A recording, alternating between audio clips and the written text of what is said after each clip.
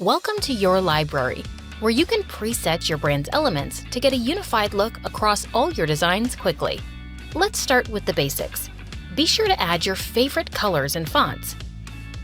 You can add fonts directly from Google Fonts or import your own files easily. And now the best part.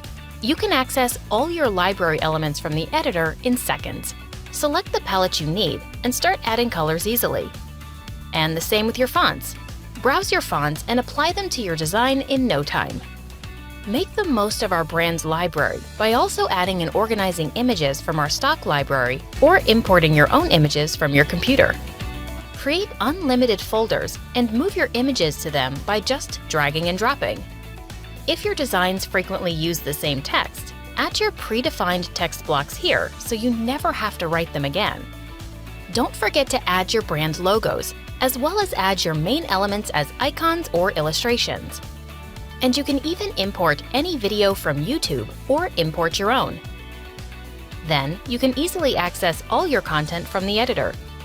Our library allows you to build a brand from scratch or add your existing brand assets so you can stay on brand with every design. Start using your library and start producing high-quality designs today.